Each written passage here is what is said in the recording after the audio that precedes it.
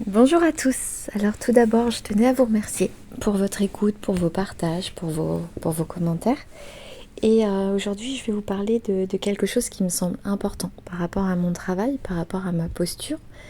La vie a fait que j'ai fait l'expérimentation de divers cas qui m'ont vraiment interpellée et qui m'ont poussée à raisonner autrement, penser autrement et aussi à l'instant T, c'était important pour moi de vous le partager.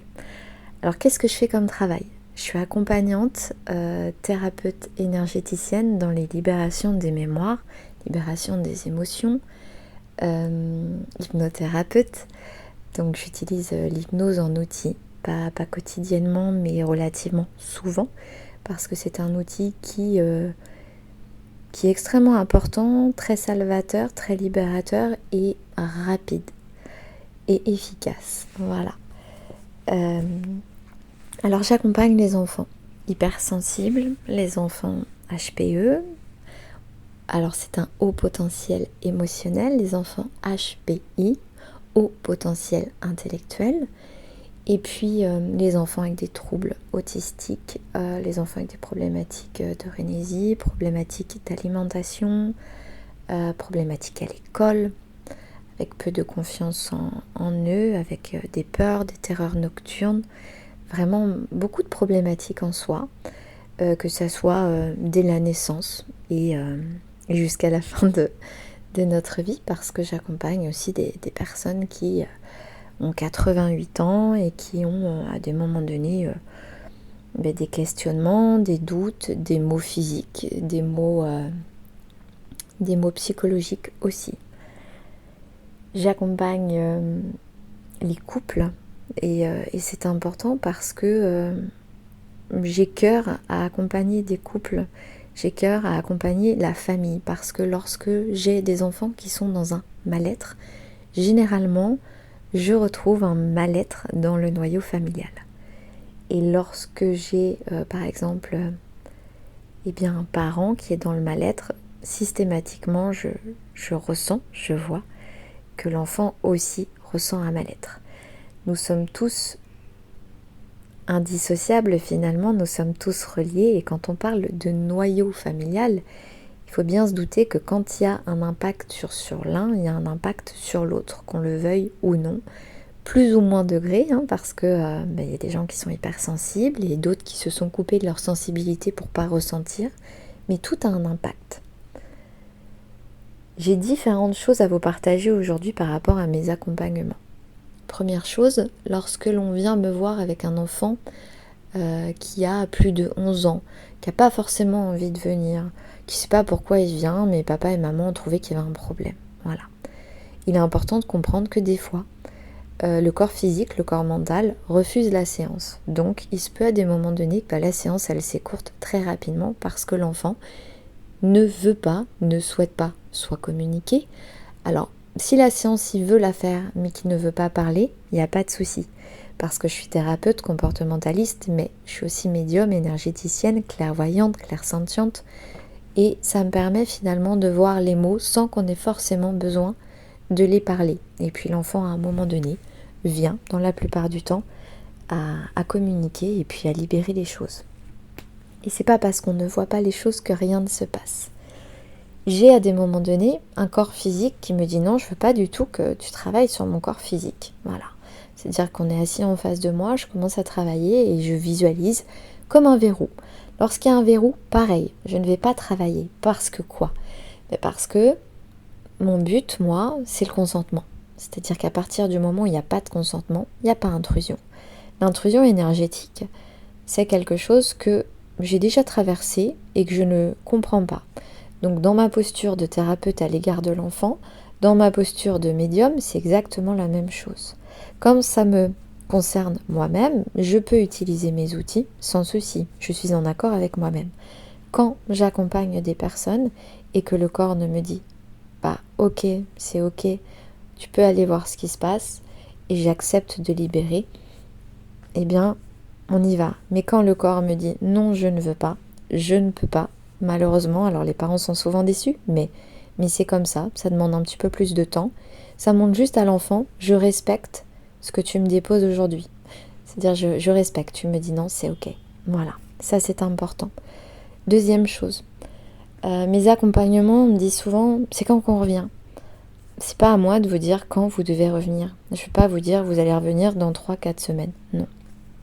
Je vous dis, quand vous ressentez, faites-vous confiance, vous allez ressentir à l'intérieur de vous, quand vous allez ressentir que, effectivement, la séance que j'avais faite avec Madame Mentor, elle m'a fait du bien, je vais peut-être y retourner, c'est ok. Si vous revenez et vous décidez d'aller sur le site et réserver un rendez-vous sous 2 semaines, pareil, je vais vous annuler le rendez-vous. C'est pas que j'ai pas plaisir à vous voir, c'est pas que je veux pas vous rencontrer, c'est qu'en fait c'est beaucoup trop tôt. On a travaillé sur un champ psychologique, donc on a parlé, on a libéré, et il y a un travail qui se fait dans l'énergie. C'est un travail que votre corps va épurer à son rythme. À des moments donnés, le corps a besoin de plus de temps.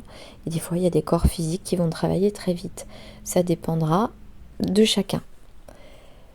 Ça aussi, c'est important. Donc, si j'annule les rendez-vous, pareil, c'est pas que je ne veux pas vous voir, c'est qu'en fait, il y a un temps à respecter. Deuxième point, c'est ok, j'ai fait le premier, donc je suis au troisième point. Troisième point, les accompagnements de couple. J'accompagne les couples dans la libération des mots, les non-dits, les mal-dits, les mentis, les mémoires, les blessures, nos postures. J'adore ces accompagnements parce qu'ils peuvent être extrêmement salvateurs. Il faut savoir que quand on reçoit un couple, on ne prend pas parti. On ne prend pas parti pour l'un ou pour l'autre. Chacun a son histoire, chacun a son vécu, chacun a ses mémoires, chacun a vraiment son chemin de vie. Et on n'est pas là pour juger le chemin de vie de l'un ou de l'autre. On est là pour recréer un pont de communication entre deux personnes qui se sont aimées et qui sont en train de se perdre. Malheureusement, à des moments donnés, ce couple doit s'arrêter parce que, en tant que thérapeute, on le ressent dans l'énergie, dans la médiumnité, dans la clairsentience. Mais ça, on ne le partage pas. Ces outils qu'on a là, quand on a ces capacités, ces dons, enfin vous les appellerez comme vous voulez, mais pour moi c'est une forme d'intelligence uniquement. On n'a pas plus que les autres, c'est juste qu'on utilise des outils différents et qu'on arrive à les analyser différemment. Eh bien, on essaie de faire ce pont de communication et puis on voit bien que ça bloque. Quand on accompagne le couple, on lui pose juste des questions par rapport à ce qu'on voit. On voit les problèmes, on essaie juste de les mettre en lumière en posant des questions. C'est-à-dire, ce sont plein de cheminements de questionnements qui font que la personne va y répondre dans sa tête et qu'à la fin, elle a une addition. Voilà, cette personne a une addition. Donc c'est soit involutif, soit évolutif. Évolutif, c'est favorable au couple. Involutif, c'est amené à s'éteindre. On a de l'ordre du définitif. À des moments donnés, on a de l'ordre du break. Le break, c'est un moment d'espace où chacun va se recentrer, se réaligner, se redécouvrir, repositionner ses besoins, ses envies, le modèle de couple qu'il a envie, comment j'ai envie d'être aimé, comment je veux être aimé, comment j'ai envie d'utiliser mon temps, comment j'ai envie qu'on me respecte. Voilà, cette notion de liberté d'être, même si on est en couple, on peut être libre d'être. Voilà, c'est important. Tout ça, ce sont des questionnements. À des moments donnés, c'est telle problématique, par exemple, ça va être la sexualité. Ok, l'homme et la femme, c'est un peu Mars et Vénus, on est conçu autrement, différemment, et on pense à des moments différemment aussi. Et à des moments donnés, on a des interprétations et des surinterprétations, c'est-à-dire qu'on va peut-être mal analyser, parce qu'on a des peurs, parce qu'on a des doutes. Voilà. Tout ça, mon travail, c'est de poser des questions pour remettre un questionnement juste à l'intérieur de vous et vous recentrer. C'est un peu comme une boussole intérieure et remettre ce pont de communication pour que le couple y perdure. Ça, c'est important aussi. Et puis, à des moments donnés, c'est juste des non-dits. C'est-à-dire qu'on a ressenti plein de choses, mais qu'on n'aime pas trop se faire la guerre ou parler parce que t'as pas envie d'une dispute et puis qu'il y a le travail, il y a les enfants... Et voilà, et dire que ça m'a pas plu et ça et ça et ça. Mais à un moment donné, la coupe est pleine, ça se remplit, et puis d'un coup ça explose et on comprend pas. C'est parce qu'en fait, la communication n'est pas là. Donc il est important de reprendre la communication. La communication, ça ne veut pas dire que parler et dire ce qui ne va pas. La communication, c'est vous dire, il y a plein de choses qui vont aussi. Parce que souvent, on a tendance à dire tout ce qui ne va pas. Mais ça et ça et ça et ça, ça va. Donc déjà, c'est qu'il y a quand même beaucoup de choses qui vont. Donc ça, c'est chouette. Il y a cette notion aussi de savoir écouter. C'est-à-dire l'autre va aussi vous partager. Savoir se remettre en question. Savoir faire ce travail d'introspection. Voilà. Mais quand on accompagne, on n'a pas de transfert à faire. On n'a pas notre façon de penser. Voilà. Parce qu'on est tous différents. Donc on n'est pas là pour dire ce qu'on pense. On n'est pas là pour dire ce qu'on ferait. Et on n'est pas là pour décider. Sinon, ça veut dire prendre le pouvoir intérieur de la personne. En tant qu'accompagnante, il m'arrive à des moments donnés d'avoir des victimes de pervers narcissiques, par exemple. Ça m'est arrivé 3 fois. Dans les 3 fois, la même chose, je fais des questions. Ce qui permet aux personnes de relancer en disant oui, non. Des fois, il y a des non-réponses parce que les personnes sont un petit peu perdues, ils ont perdu leur propre identité. Le but des accompagnements, c'est que la personne retrouve son pouvoir intérieur de décider par amour pour lui, pour elle. C'est-à-dire là, ça a dépassé mes limites, là c'est ok. Là, c'est pas bon du tout, là c'est ok. Tout ce chemin de questionnement va amener la personne à avoir une réponse. Ensuite, la réponse c'est favorable, défavorable. Acter, pas acter, rester, pas rester. Voilà, tout ça, ça ne nous appartient pas. On n'est pas là pour sauver la planète. On est là pour créer un pont. Lorsque vous, je pense, mais c'est des choses que j'ai rencontrées, lorsque vous voulez absolument aider quelqu'un à sortir d'une perversion narcissique, par exemple, la problématique qui va se passer juste derrière, c'est que si cette personne n'a pas eu la capacité de le voir, cette personne va réattirer à elle, à lui, parce que ça existe aussi dans les deux sens, c'est autant des hommes que des femmes, la même personne en face, alors bien évidemment une autre personne, un autre nom, un autre prénom, une autre histoire, mais avec les mêmes problèmes, pour rejouer le jeu, parce que c'est un jeu, c'est un exercice vraiment très complexe à traverser, très complexe à se libérer, mais si on ne voit pas cette perversion, si on ne la comprend pas, si on ne l'intègre pas, si on ne la ressent pas, si on ne la souffre pas, on ne peut pas la comprendre et du coup on ne peut pas la rejeter. C'est comme quand on a un microbe à l'intérieur de nous, si notre corps il pense que c'est son ami, il va le laisser. Le cancer par exemple, il est à l'intérieur de vous et il vous attaque vous-même. Voilà. Et on ne l'attaque pas parce qu'on pense que c'est notre ami, donc on le laisse nous détruire. Quand on a compris que le cancer, c'est pas notre ami qui nous fait du mal, et bien là on commence à attaquer. Et là on commence à se poser, à poser nos limites, à nous choisir, à nous prioriser. Voilà. Vous voyez, j'espère que je me suis bien fait comprendre. Et bien ça c'est important que la personne l'intègre, parce que si c'est vous-même qui analysez, si c'est vous-même qui captez, effectivement quand on est thérapeute on le voit, mais si c'est que nous en tant que thérapeute qui voyons la problématique, mais que la personne en face, elle a minimisé, c'est normal, c'est acceptable, réellement, on ne peut rien y faire. Sinon, cette personne sera amenée à réappeler auprès d'elle, auprès de lui, ce genre de personnage qui va lui faire rejouer ça en cycle. Voilà. Donc souvent, j'ai une personne qui sortait d'une relation pervers narcissique, voilà, propre choix, qui revit une autre situation avec un pervers narcissique et qui revit encore une fois derrière une autre situation avec un pervers narcissique. On était à 3 personnes quand même. Jamais je ne peux dire cette personne est un pervers narcissique. Parce que il y a un cheminement de questions qui vous fait comprendre, qui vous fait capter ce que vous ressentez dans votre corps. Est-ce que c'est plaisant? Est-ce que c'est pas plaisant? Est-ce que c'est de l'amour? Est-ce que c'est de la dépendance affective? Est-ce que ce sont des moments agréables ou est-ce que vous souffrez? Est-ce que vous ressentez un bien-être et vous vous sentez en sécurité ou au contraire, est-ce que vous avez peur? Voilà. Ce sont plein de questionnements qui font que ça vous permet d'y répondre dans votre tête, comme le fait de se réaligner, vos besoins, vos envies. Quelles sont les choses les plus importantes pour vous aujourd'hui? À des moments donnés, on pense savoir qu'est-ce que c'est. Au final, quand on pose cette question d'alignement, on s'aperçoit qu'on n'est pas du tout dans ce que notre mental nous dit et qu'on est complètement à côté de nos baskets. Voilà. Donc les accompagnements, ce sont des questionnements. Donc aujourd'hui, lorsque vous voyez un thérapeute, à mon sens, qui vous dit arrêtez les médicaments, dans l'énergie, je vous parle bien, qui vous dit l'énergie c'est topissime, ça sauve de tout, et arrêtez tous vos médicaments. Là, pour moi, next. À mon sens, alors j'ai pas de vérité, mais de moi à moi, je fuis.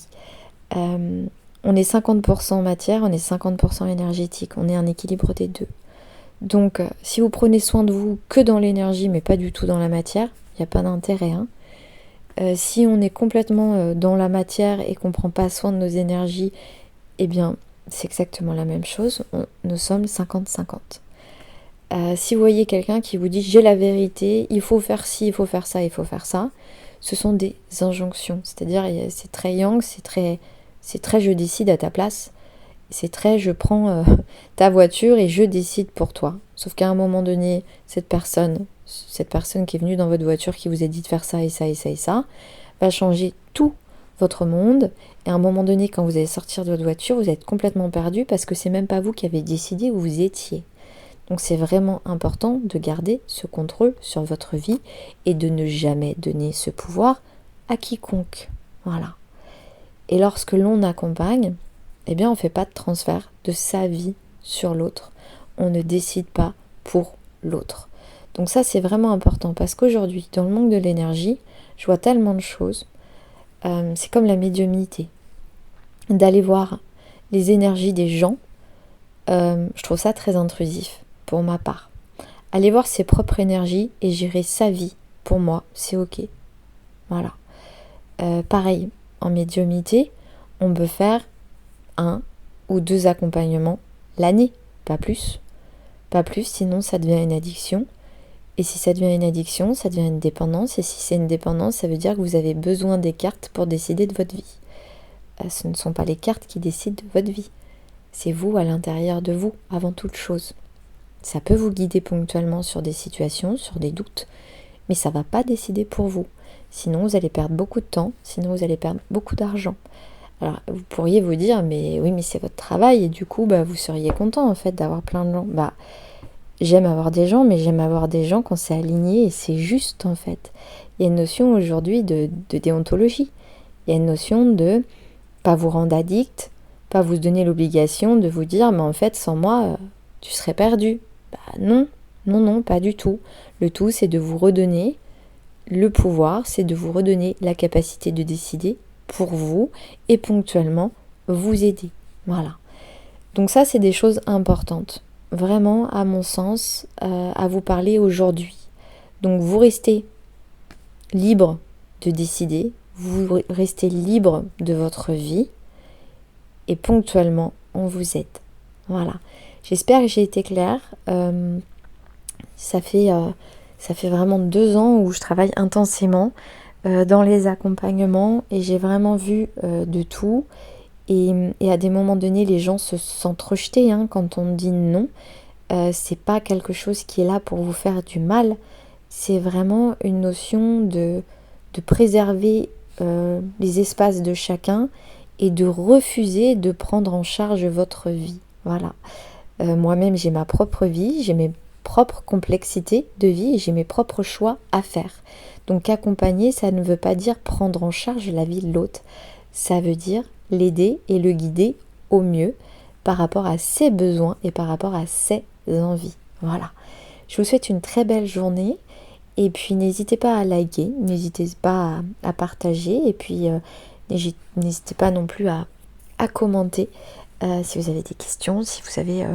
Voilà, le site reste toujours disponible. Pour le moment, je ne suis plus en présentiel à partir de cette semaine. Je serai en distanciel jusqu'à nouvel ordre. Donc n'hésitez pas à aller voir sur le site, il y a le planning, elle est dispo et vous pouvez décider de l'heure, du jour et le paiement se fait en ligne. Voilà. Merci beaucoup pour votre écoute et puis je vous dis à plus tard dans un autre partage.